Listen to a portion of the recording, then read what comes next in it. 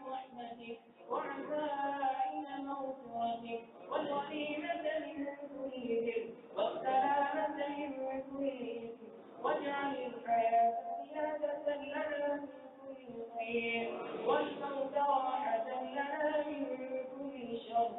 اللهم احسن عاقبتنا في الأمور كلها وأجرنا من خزي الدنيا وعذاب الآخرة.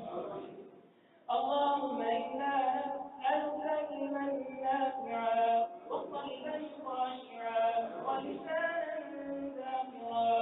اللهم إنا نسألك علما نافعا وعملا متقبلا ورزقا واسعا حلالا طيبا. اللهم أعذنا ببقايا الأعمال ووفقنا للتزود من الخير والاستغفار. اللهم اغفر لنا ذنوبنا كلها. اللهم اغفر لنا ذنوبنا كلها دقها وجلها وأولها وآخرها وسرها وعلانيتها. اللهم اغفر لنا ما قدمنا وما أخرنا وما أسررنا وما أعلنا وما أنت أعلم به منا. أنت المقدم وأنت المؤخر لا إله إلا أنت. ربنا آمنا بما أنزلت واتبعنا الرسول فاكتبنا مع الشهيدين. ربنا فاغفر لنا ذنوبنا وكفر عنا سيئاتنا وتوفنا مع الأبرار. ربنا وآتنا ما وعدتنا على رسلك ولا تخزنا يوم القيامة إنك لا تخلف الميعاد.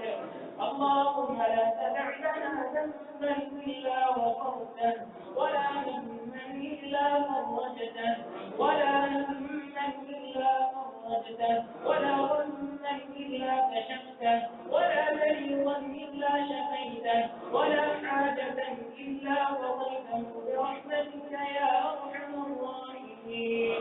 اللهم اجعل القرآن ربيع قلوبنا ونور قلوبنا وجلاء أحزاننا وذهاب همومنا وهمومنا وسائقنا ودليلنا إليه وإلى جناتك جنات النعيم.